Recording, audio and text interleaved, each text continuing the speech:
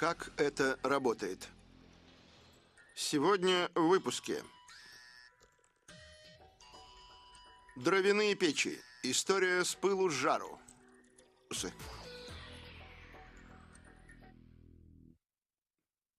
Все больше и больше людей покупают дровяные печи для создания уютной атмосферы. Но их мощности хватит и на то, чтобы обогреть целый дом. Они экономичны, а новые модели с низким уровнем выбросов меньше вредят окружающей среде.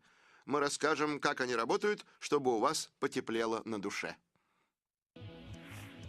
Каждая печь снабжена экраном из нержавеющей стали, расположенным над горящими поленьями, который предохраняет верхнюю панель от интенсивного нагрева. Кроме того, он замедляет выход дыма через дымоход и тем самым сокращает восходящую тягу, которую, поднимаясь, создает нагретый воздух. Производство печи начинается с больших стальных листов толщиной 8 мм. Управляемый компьютером лазер вырезает заготовки, которым рабочие придадут форму различных частей печи. Лазер рассекает металл быстро и крайне точно.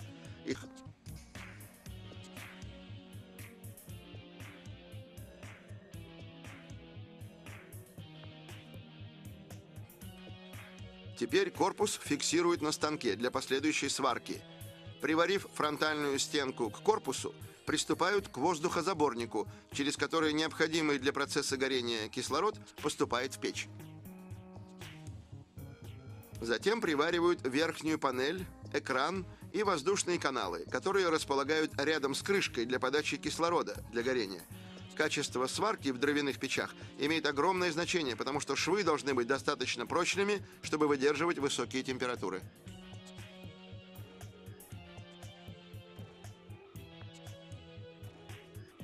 Теперь приваривают днище печи.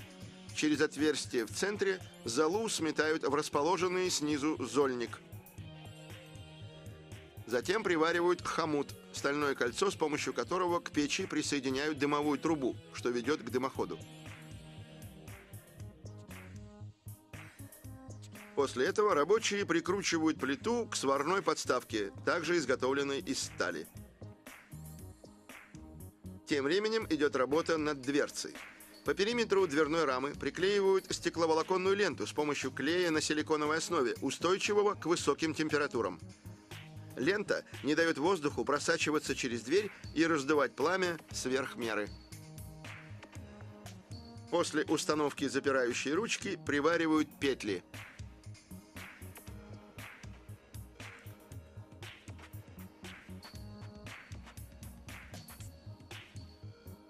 Внутренняя часть печи или топочная камера. Именно здесь горят дрова. Ее выкладывают кирпичом, чтобы защитить стенки от деформации при воздействии высоких температур. Со временем кирпичи изнашиваются, но их легко заменить. Последней из стальных деталей устанавливается крышка зольника. Затем автоматический конвейер перемещает печь в покрасочный цех, где роботизированная рука напыляет слой жаропрочной краски.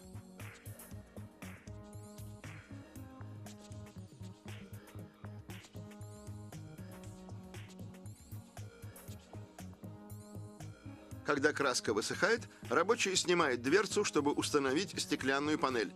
Это не простое стекло, а керамическое. Оно способно выдерживать температуры до 1090 градусов по Цельсию.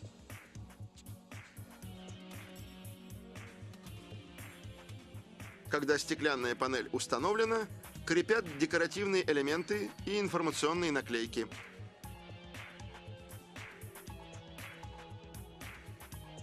Затем дверцу устанавливают на место и закрывают.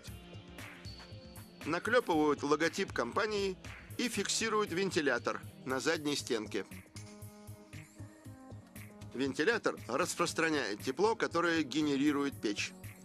Когда дровяная печь покидает завод, краска на ней уже высохла, но еще не прокалена.